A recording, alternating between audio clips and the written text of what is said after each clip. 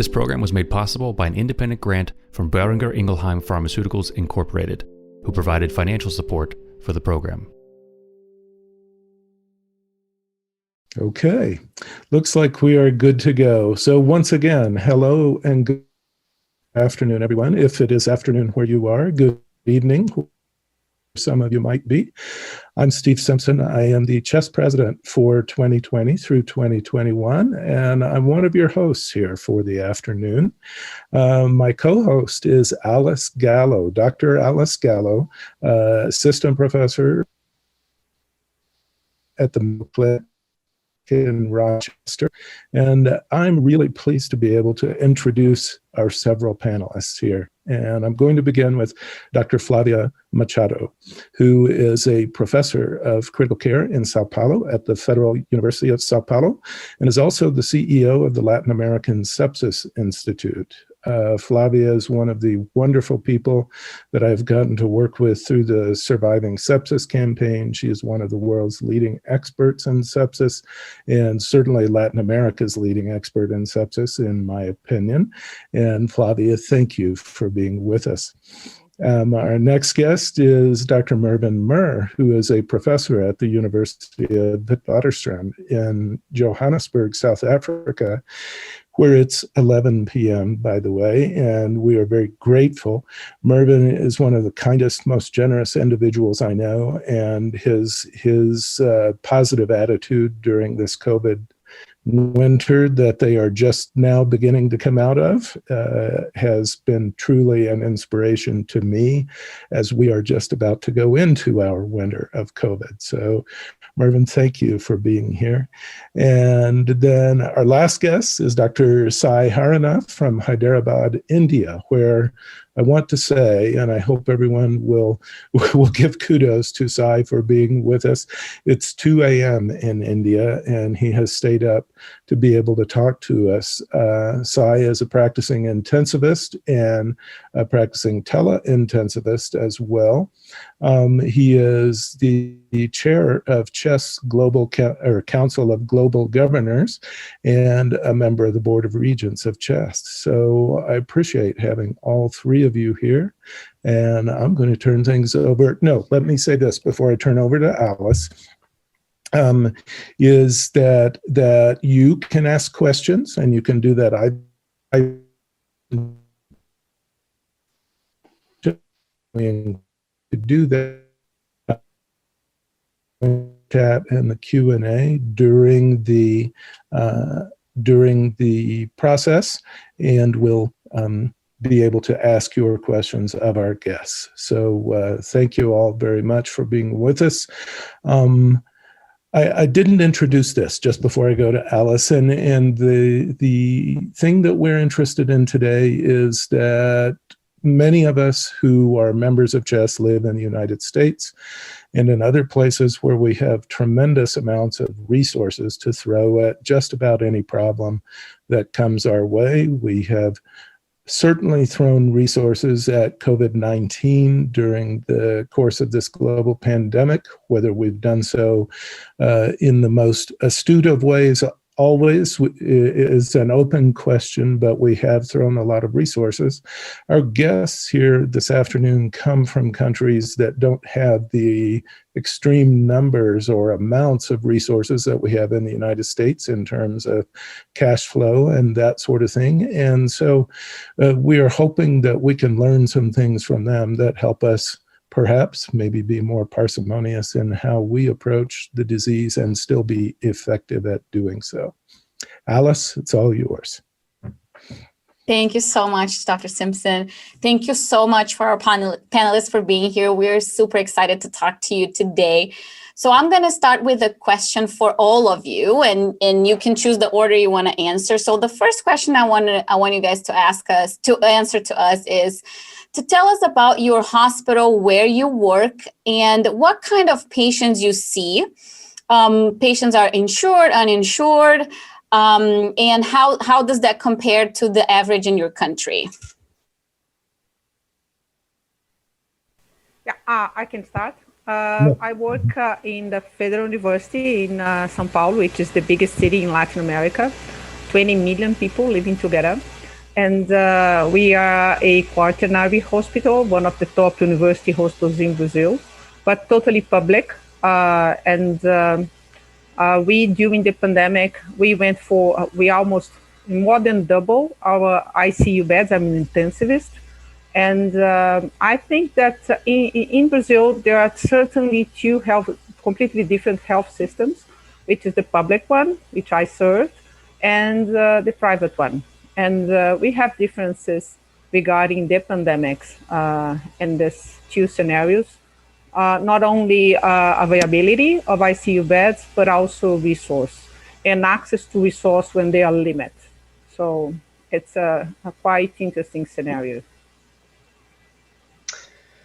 I'll perhaps come in. I'm based in Johannesburg in South Africa. I work at a place called the Charlotte Maxeke Johannesburg Academic Hospital, which was originally built as a 2,000-bed hospital. We often are not able to run at full capacity because of the resource limitations. And just to give one a background of the entity, South Africa is a country of around about 60 million people. And talking critical care and intensive care this evening, we have only for the 60 million people, around about 70 to 80 people who've been trained in intensive care.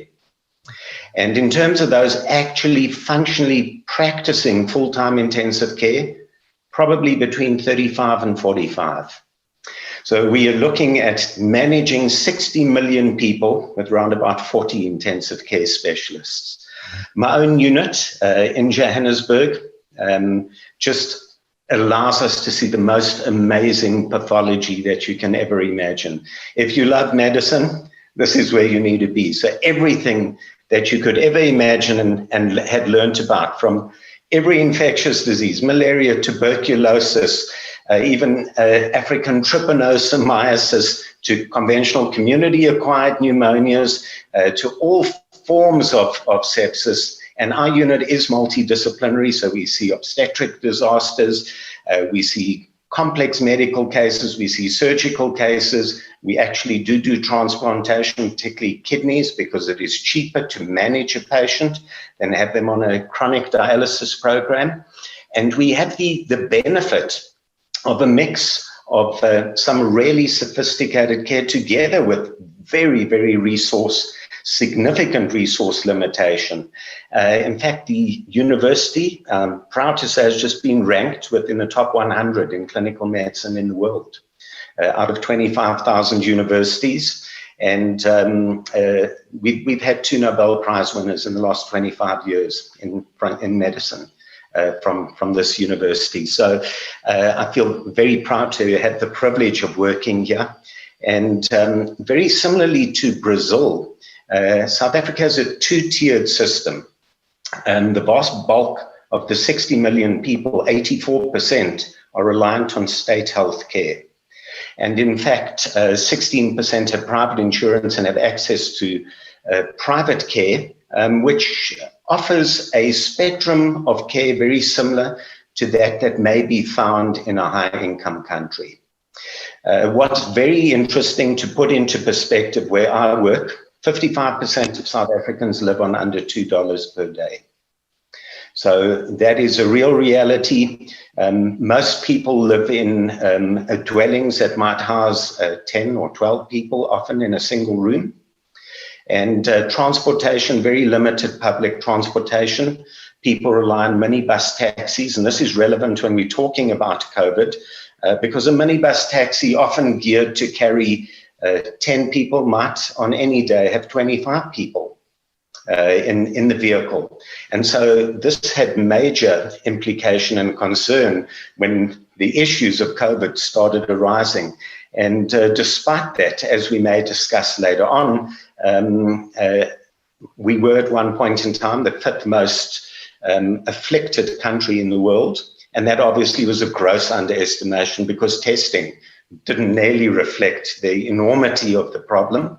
But yet we have amongst the lowest mortality in the world. And there may be many reasons for that, which I think is fascinating. And so we had a massive problem on our hands outside of the intensive care community that I mentioned, critical care services for the 60 million people and the people who are reliant on state care. We have about, at the last national audit, 4,500 intensive care stroke high care beds for the whole country. But the vast bulk of those are in the private sector. So in the sector in which I work, we have about 1,100 beds for 84% of 60 million people. And so we had a massive task on our hands to try and expand capacity and maximize what we really could do. And before allowing others to have an opportunity, we, in fact, at a point in time in my own hospital, we had around about 450 inpatients at any one time with a packed ICU that had been expanded. And if there's an opportunity, I'll share with you all how we were able to actually do that, what we did do, and perhaps why some of the outcomes were possibly favorable. And we're just looking at our results currently, which based on the cumulative shared data that was recently published, looking at ARDS and outcomes, surprisingly in a resource limited setting, look as if they may be somewhat better than elsewhere in this very resource limited setting. So that I think is sufficient at the outset, and just gracious thanks. And I'd also like to take this opportunity just to extend absolute homage to all those champion healthcare workers out there around the globe, in the US, anyone who's tuned in, just for the amazing work, the commitment, and the incredible dedication. I think that for all of us, it's been such a privilege. Thank you. Thank you, Mervyn and Flavia, for this beautiful commentary on. I'm just going to say ditto. We have a very similar system in India where 80% of care actually is private, where people self-fund their healthcare. But it's a country of 1.2 billion people, so there's a lot of patients. However, there's only about 70,000 ICU beds in the country. This is some little recent data, and there's about 5 million admissions a year on a good year where there's no COVID. We all recognize there's about 800,000 people die every year from mosquito-borne illnesses, but those haven't gone away. So COVID came on top of everything else. I work at Apollo Hospitals, which is a private health system which has hospitals around the country, about 10,000 beds, and we're a network that is in pretty much every corner of India. I have, for the purpose of the webinar, kind of have a chat with my friends who work in the public health system too. So a little bit of information on what was going on there. And the good thing with COVID was that there was a lot of cooperation between all the health systems. There was a lot of back and forth in terms of knowledge exchange, as well as exchange of resources between the private and the public systems. My hospital has a very progressive leadership where we very quickly started using technology to prevent unnecessary admissions. So a large proportion of our patients were taken care of at home. So we used remote technology to monitor patients at home and take care of them as much as possible to avoid unnecessary people coming in. Where people who got worse got admitted though. We are a quaternary health system, doing everything, but at the same time, we do recognize that there are patients who cannot get into our kinds of systems. So we actually reached out and started assisting public health systems for their critical care needs. I also do tele-ICU, so we monitor critically ill patients with ARDS and sepsis on ventilators around India, and we kind of help that also. Most recently, we partnered with a public sector company which has a very remote hospitals who are seeing patients who are directing their COVID care. So through remote COVID care, we have managed over 1,000 patients, both in our system and outside. But within our own system, we've been seeing several 100,000 patients in all the hospitals put together. Overall, the story has been similar. It's been about a lot of confusion initially, followed by some clarity. And I think a lot of compassion and a lot of coordination and communication. Those are my 5 C's for Corona, where all of these have played a big role in terms of determining how the care progresses. Now, one thing which has struck me has been that our mortality rates have been low. when people are sick, yes, many of them die, but our mortality rates in general have been low.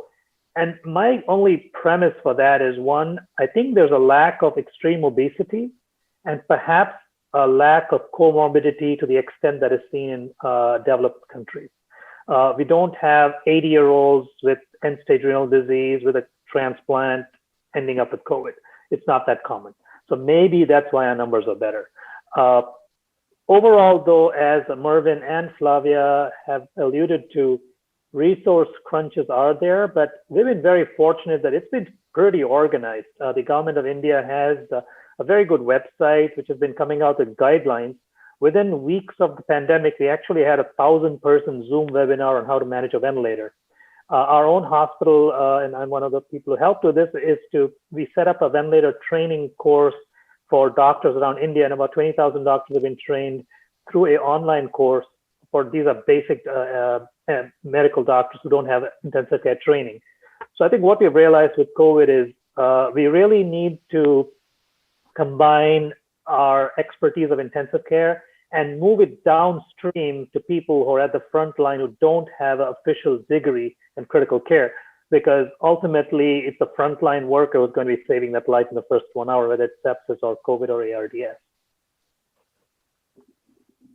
Sai, you can say that your team did a really good job taking care of these patients. It's okay. It's okay to say that. It's okay to say that.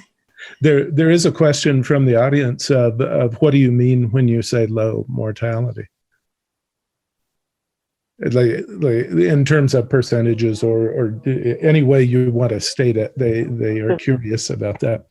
Yeah, so it was like, I think like 6 people died from which were unexpected, where it was a younger person, but I would say about 36 people passed away out of these 1,000 or so who were very sick. We don't have exact numbers, we're still counting, but that's the approximate range in which I would say the numbers are. Overall in India too, the mortality rates have been low in general. May I give a comment on that? Please. Yes. In Brazil, we have a system, a quality indicator system called EPIMED, which is has a program together with the Critical Care Brazilian Society. So we are counting this, and the Brazilian mortality rates are quite high. This system, they monitor 16,000 ICU beds in both private and public systems. And we usually say that to talk about mortality, we need to have the same denominator, which means patients under mechanical ventilation.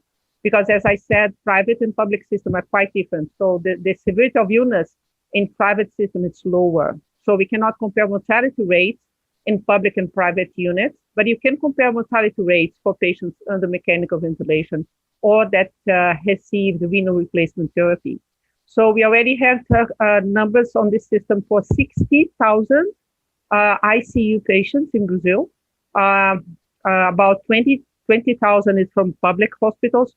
And the mortality rate for patients under mechanical ventilation is 68% in the public system and 61% in private system.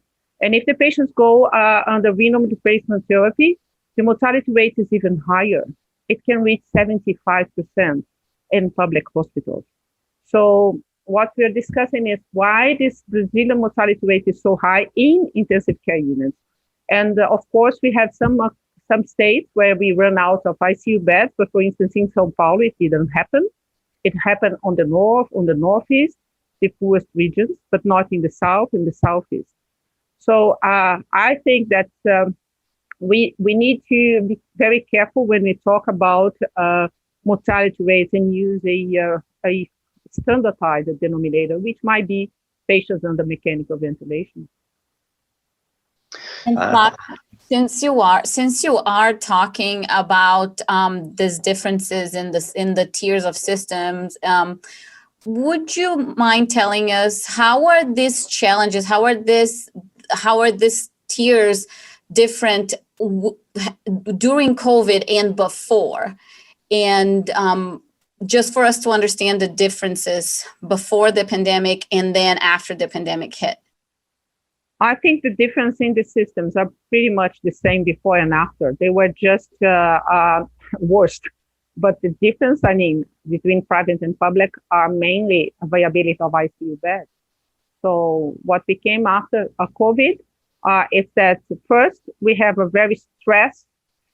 We had a lot of stress with non-COVID patients because the COVID patients were prioritized, and there was some times there where it was not easy, but much easier to get a COVID bed in an ICU than a non-COVID bed. So first the admission criteria, for instance, in a private ICU in Brazil, it can be used oxygen. And in a public system, it would be being on a need for a non-invasive ventilation or high flow oxygen, or need for more than 10 liters of oxygen in a mask, a non-rebreathing mask. So the differences in criteria are quite different. And access to resource, I don't think that we have, we're pretty similar to India and South Africa. Yeah, but we have access to everything, but during the pandemic, we had a lot of shortage. And it was not only not having money to buy things, but the market went out of a lot of medications. And sometimes the companies, they prefer to sell to private hospitals because they are better clients than us, than public hospitals. So we could see this a lot during the pandemic. And this was different from before. I haven't seen this before. So if I could just share the South African experience and follow on what Flavia, in fact, has said. She's absolutely spot on. How do you formally determine what true mortalities are? So if we look at the numbers that are out there in my own country, we've had around about 750,000 cases, with a mortality overall of recorded of about 19,000. So we're looking at just over 2% overall mortalities. If we take what Flavia referred to, if I look at our fairly moderate, large experience in the ICU and patients who landed up there on mechanical ventilation and going through our learning curve, and that includes some people who arrived as DOAs, dead on arrival. We included everyone. We didn't exclude any of the patients who were not alive when they actually arrived. We're looking about 40 to 45% mortalities based on our current data, and probably lower right now. So it's very interesting, and there may be reasons for that. The average age in South Africa across the spectrum is 27. We do have older people. There are lots of comorbidities. We're the world's leaders, unfortunately, in HIV. We have the biggest HIV population in the world. Hypertension, even amongst young people, is absolutely prevalent. And so we see a lot of end-stage renal disease as a consequence. There's an absolute explosion of diabetes. We see things like chronic hepatitis B in the context, and despite all of these issues, and we saw that entire spectrum of patients, the mortality still remained somewhat low. And that is even with not having an ambulance service that people can get to. Getting to the hospital is a major problem. It could take hours and sometimes days. You have to come to the hospital. So, there are many issues that need to be teased through to try and actually determine what some of these elements are. And one of the things that I've always tried to instill is do the simple things well. I think that's one of the most paramount issues. And in fact, we learned that way back a couple of 100 years ago from Leonardo da Vinci, who actually said, simplicity is the ultimate sophistication. It is. If you do the simple things well in medicine, most of the time you're going to get it right. And, there were many important lessons. We perhaps had the benefit, as opposed to many other countries, of the gift of time. So for us, we had 3-4 months to try and prepare adequately. And as soon as we started hearing things were happening in China, we in fact got a group together. Literally within a couple of weeks, of that, because there was this sense that something significant was going to happen. We also had the benefit in my country and geographic domain of being a referral center for viral hemorrhagic fevers. So we've had experience with Ebola. I see several Crimean Congo hemorrhagic fevers. We see Marburg virus disease, Lujo disease, and various others every year. And so we were fairly au fait with the potential contagious sort of, elements that were going on. And so we called our first meeting within weeks with all the relevant role players across the relevant domains. We actually drew up our first protocol at the end of that meeting. That was moderated and adopted, and as we went along and learnt, and in fact utilized widely. And one of the things we had in our protocol, and I know it doesn't gel with all of us as clinicians, scientists always, but we in fact had as part of our protocol corticosteroids. And you might wonder why. And this is a chest webinar. And several years ago in chest, there was a paper looking at corticosteroids and varicella pneumonia. Severe varicella, life-threatening varicella pneumonia in immunocompetent individuals. And I think many of us would be aware that the older literature suggests that if you landed up on a mechanical ventilator or had severe respiratory failure, the quoted mortalities at that point in time were greater than 50%. And remember, the potential modalities of infection are not too dissimilar. So we'd had a lot of experience. In fact, the varicella work came from us and was published in Chest, interestingly enough. And so with an interest in steroids and things like tuberculosis and in septic shock, we've been also using corticosteroids in the setting of severe bacterial community-acquired pneumonias, and took quite a lot of flack, and then was shown to be correct in the context. We use steroids up front at almost identically the same dose as the recovery trial 3 months before. And so when colleagues elsewhere in the country were saying, but our mortalities are 80, 90%, we were saying, but we're not seeing the same. So perhaps that was one of the issues right up front. But it's quite a nice story from a historical perspective, just going back, and with this being a chest webinar, having a link with a chest right back to the late 90s. From there, many things in fact emanated.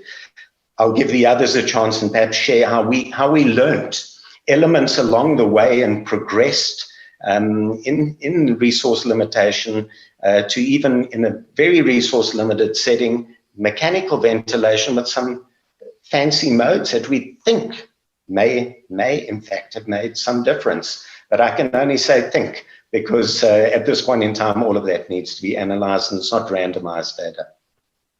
So one of the things we realized quickly was that awake proning was going to help us extend the reach of our oxygen in our machines.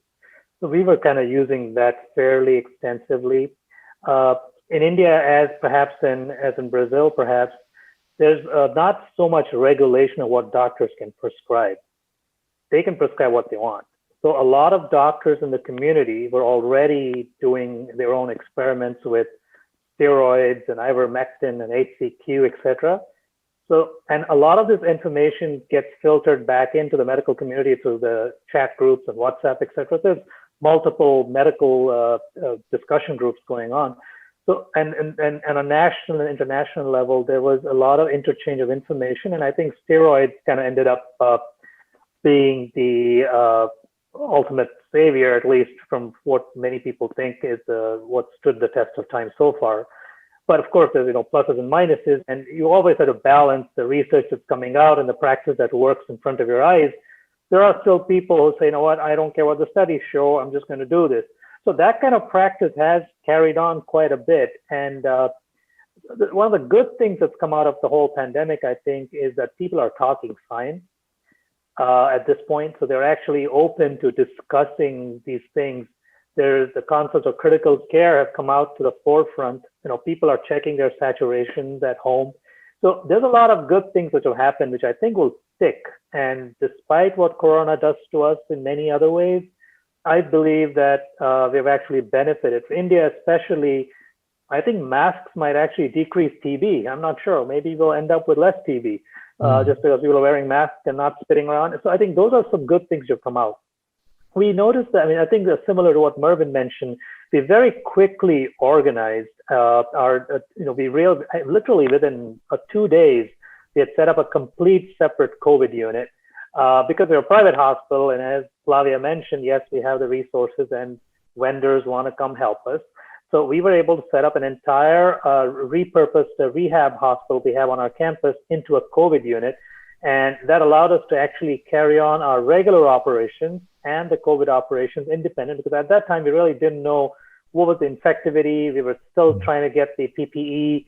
We're trying to figure out, what do we do in terms of the safe infection control practices? How do we dispose of things? And the government was putting up new regulations and new rules. And there was, the lockdown in effect.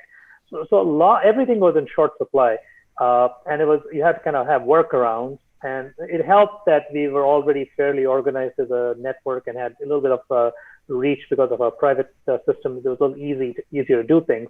I know that my colleagues in the government system took a little time to organize, but I know one of my colleagues where I trained in Chennai, they took care of like 12,000 patients, and did a pretty good job. People never counted statistics on a very regular basis in healthcare unless you're in a very organized system. But now people are starting to do that too, because these numbers matter and it ties up to resources. I know the government of India set up a bunch of committees to look at ventilator procurement, trying to shortlist which are the ones, because they were looking at a national scale. And as you know, it's a big country, so they needed to import in hundreds of thousands of machines. And so those things happened. And very quickly, there was a partnership between the government of India as well as many private players to kind of come up with a solution, because we needed to very quickly ramp up. So I'm pretty impressed with how the machinery worked. I mean, we know that systems are large and they're slow and sometimes obsolete, but it kind of worked. So I'm actually fairly optimistic that COVID kicked us into the next level of healthcare, despite all the other things which are going on. Fascinating. We have a question from the audience that is very interesting, which is, how do you balance? So just because there's a lot of COVID coming in your doors doesn't mean there's a lot of nothing else coming in your doors.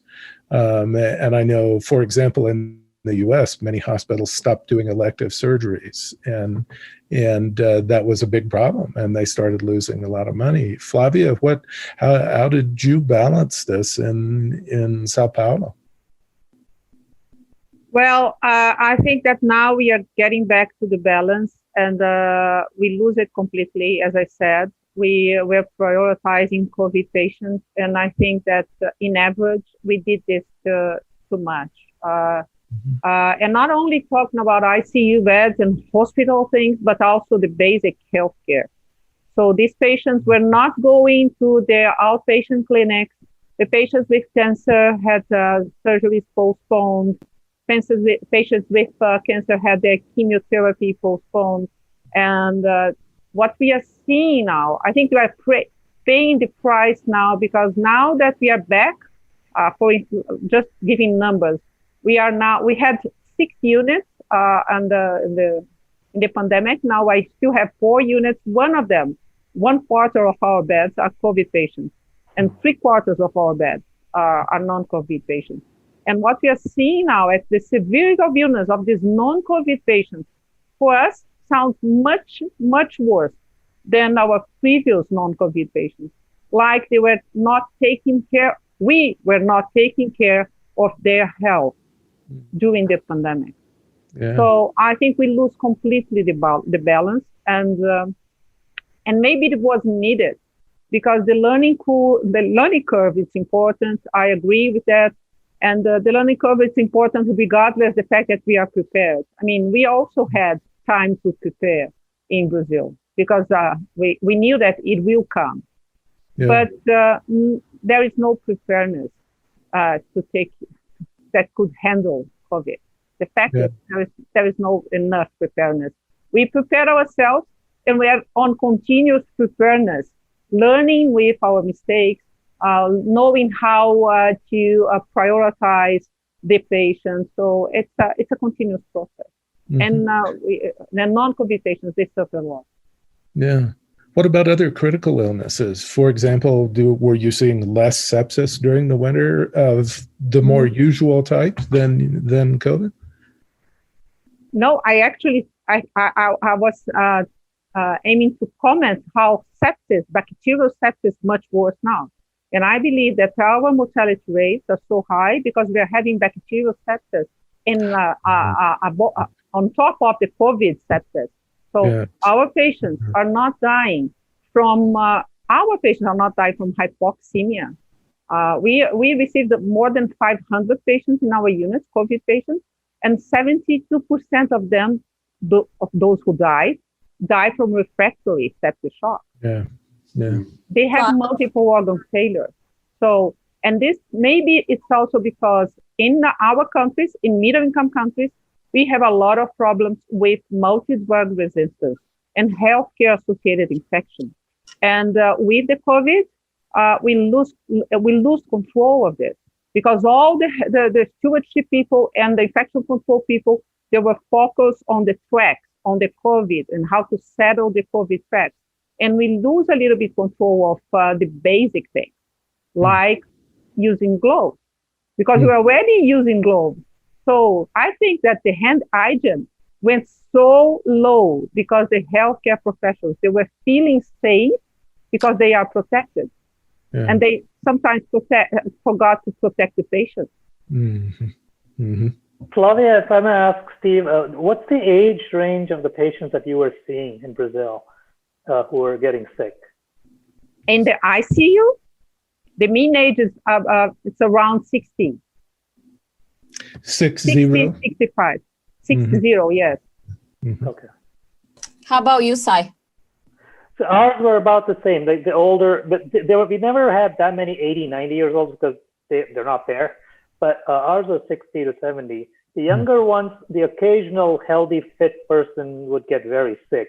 And I don't know yet why. I mean, one of our colleagues actually got very sick with a lot of scarring in the lung, and I'm not sure why. And it wasn't an exposure thing. I think it was an immune response thing. And I think we're still learning more about that. And I do pulmonology too, so I'm seeing a fair amount of post-COVID fibrosis. And again, we're using steroids, and there are people using antifibrotics. There's no data yet, but I think it's a massive pandemic universal experiment. Everybody's got the same exposure now. We're going to see what happens to everybody else. So, How about in your ICU, Marvin? We had an age spectrum. So effectively, anything from late 20s, landing up in the ICU, to mid 60s. That was the spectrum. The mortalities were largely seen over the age of 40 in those, and often just relentless. I think one of the really relevant things that I found in this context, and all of us have dealt with this massive challenge. I think Flavia mentioned very eloquently, it doesn't matter where you were or how well-resourced you are, you could never be adequately prepared for this. It's as simple as that. But one of the important things with all challenges is that they bring with them opportunity. And I think that is the biggest issue. And recognizing that, I mean, we were engaged as everyone, whether you're in a resource-limited setting or in a high-income setting, to say, how are we going to manage these patients adequately? And I remember thinking quite significantly about it. I think we may even have chatted about it, Steve, on one of our surviving sepsis calls. And I remember thinking, where we have limited facilities and human resources, surely the optimal thing to do is to maximize in-house capacity. And so I was approached initially to say, well, look, can we open a field ICU? And I said, but we've only got around about 35 to 45 practicing intensivists in the whole country. Who's going to man that? Let's rather maximize what we have in-house and then try and maintain that beyond COVID, because that would in fact impact on the lives of thousands of people and in fact change the dynamic. And we were able to do that with some social responsibility partners. And in fact, within weeks, we had trebled, maybe quadrupled our ICU capacity, could accommodate virtually every single patient that required intensive care. We started a nursing upskill program. We have challenges, including with oxygen. We sorted all that out. Some days in South Africa, you have rolling blackouts, so you're reliant on oxygen cylinders. We managed all of those things. That's where the preparation came in. There was a huge amount of fear, panic, and anxiety. We had debriefing sessions, and in fact, I prefer to call them communication sessions. So not really debriefing, every morning and every night, with all the staff, where everyone had a voice. It wasn't, you will be doing this. Everyone had a voice. All sorts of queries and problems were resolved then and there, so that any decisive decisions were very easy to roll out. And the nursing upskill program, we in fact had a 2-week program where we involved various people and ran things similar to a basic nursing ICU course.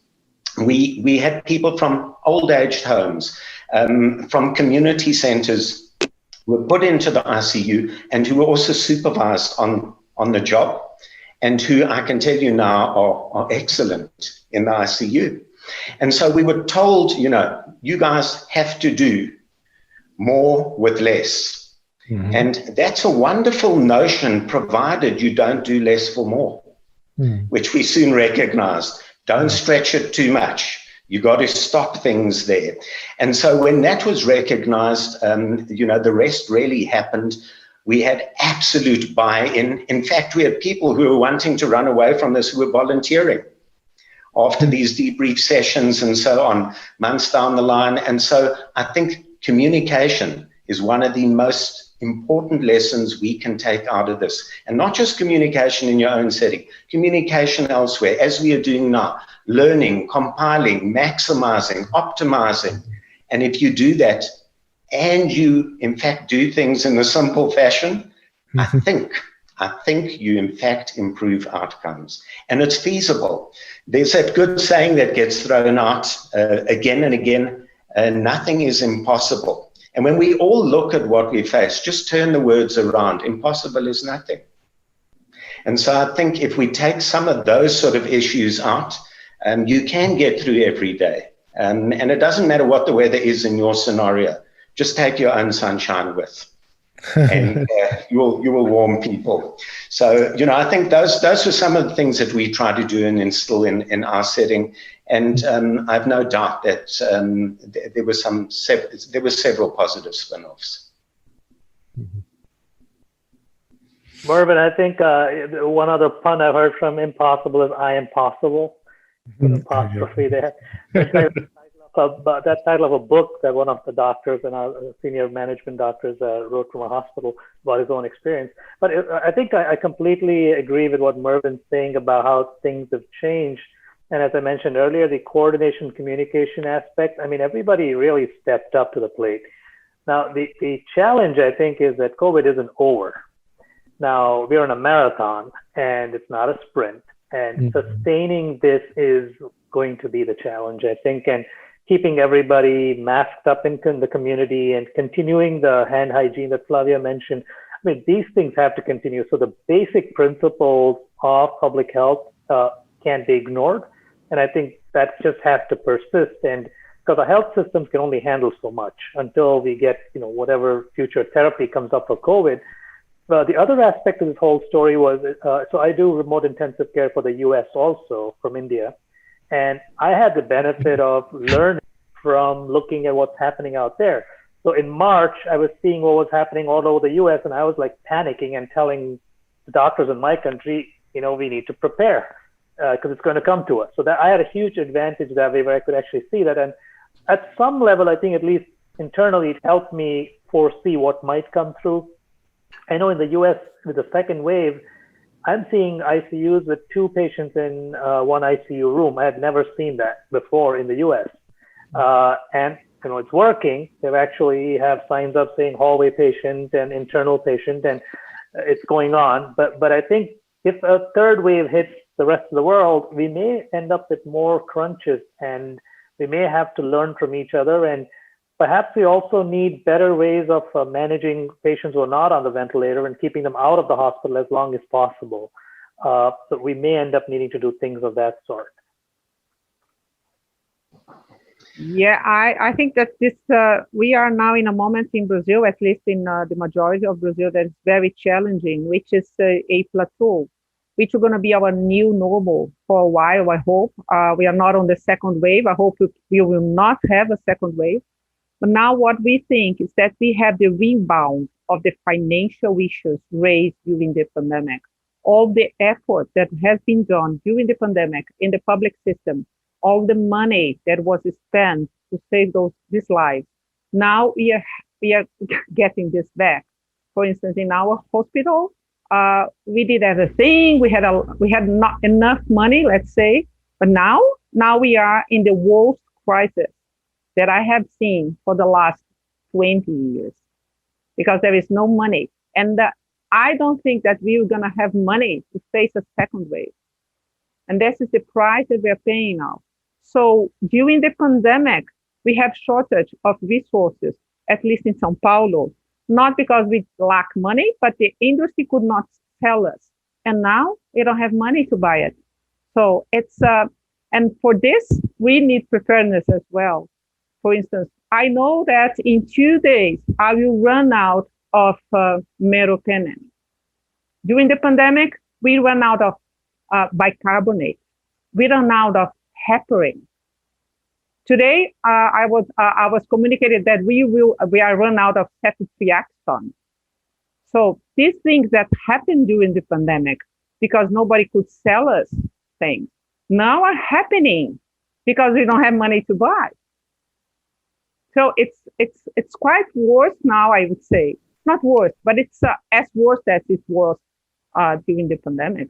At least in our hospital, which is a reference hospital. So I believe that most of the public hospitals in Brazil are facing the same problem, because the money from the government to the public hospital has been cut off because COVID is down.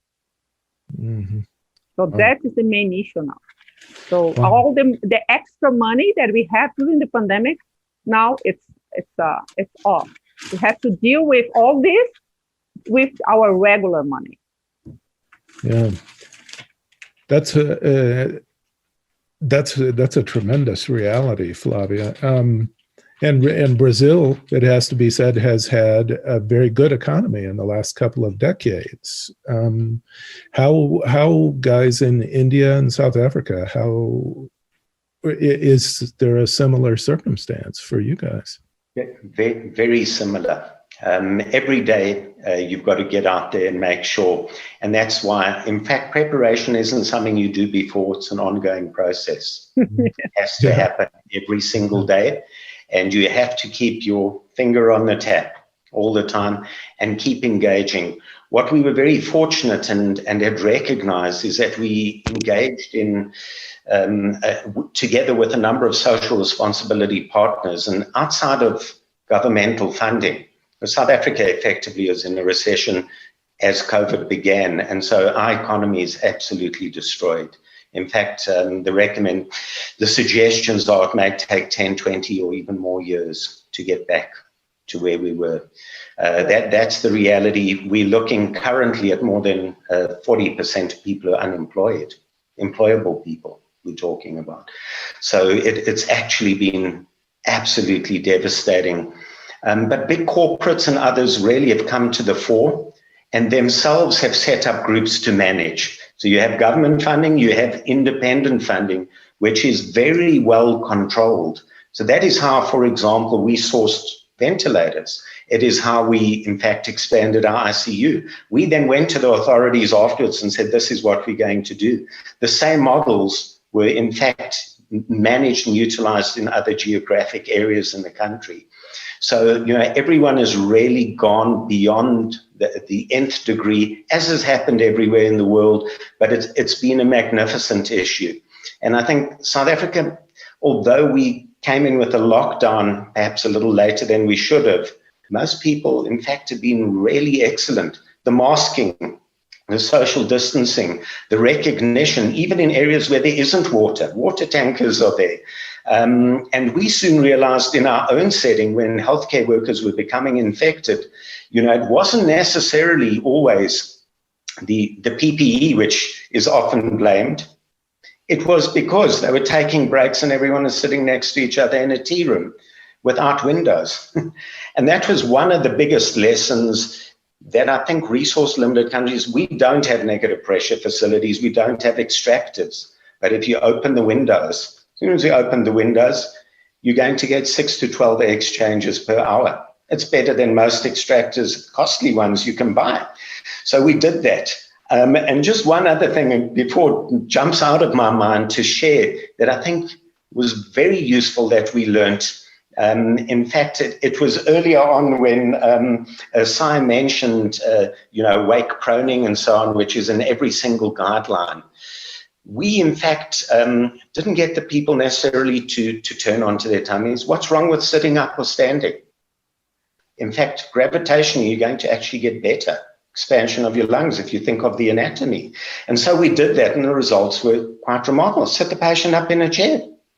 It's much easier than getting them turned onto their tummy, or in those that can feasibly do it, or stand.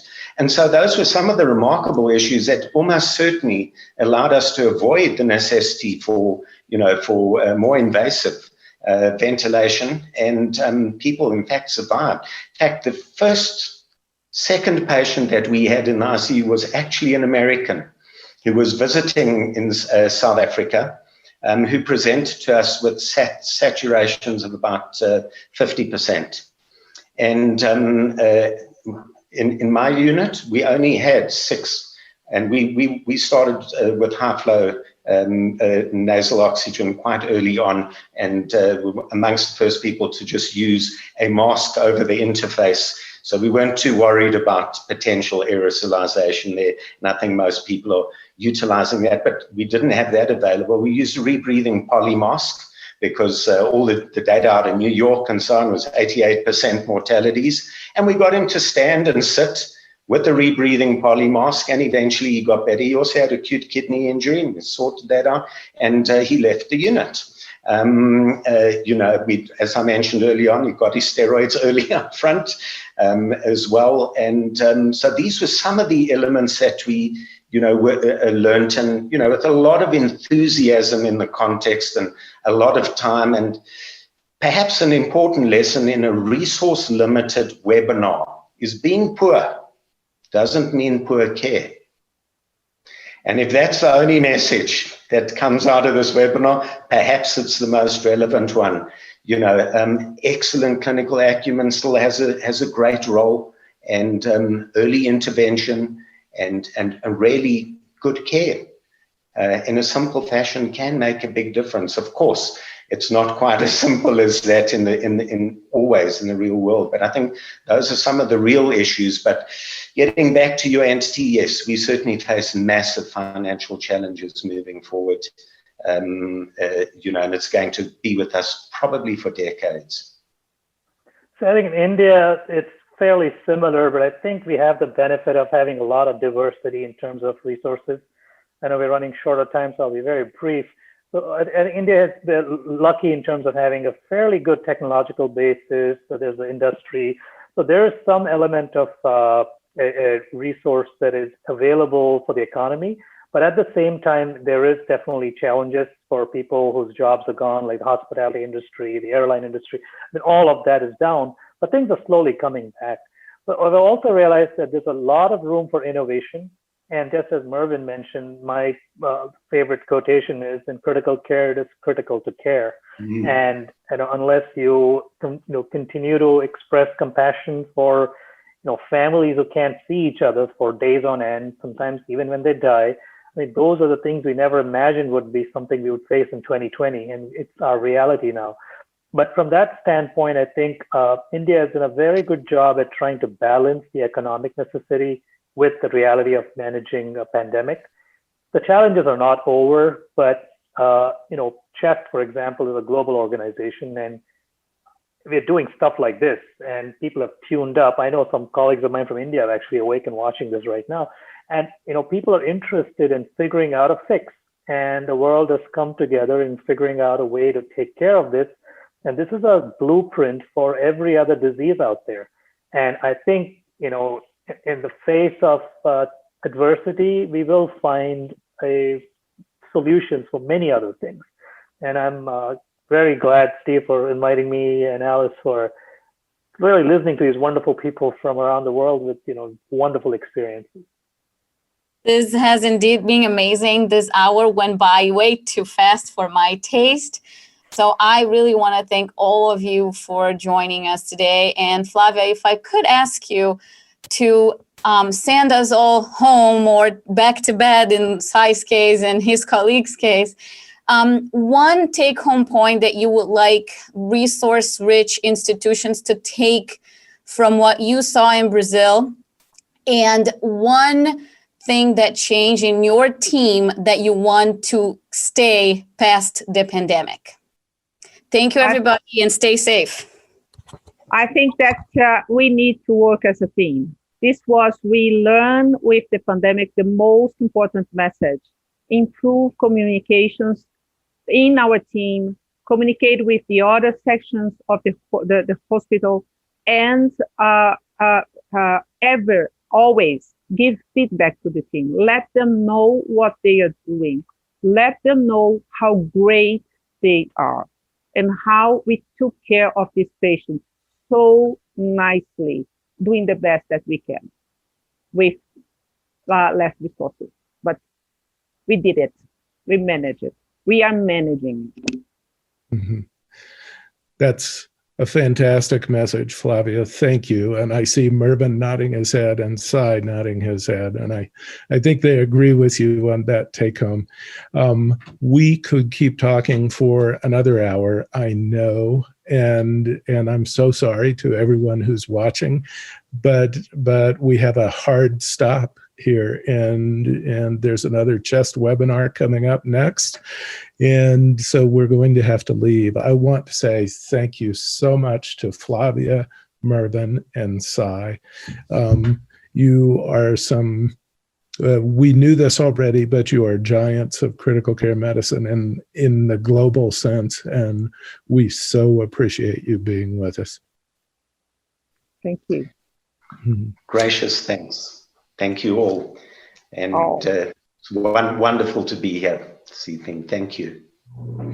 And with that, Dom, I believe you can take us out. Everyone have a great day. Tell your friends to watch this when it's recorded and posted on the CHEST website.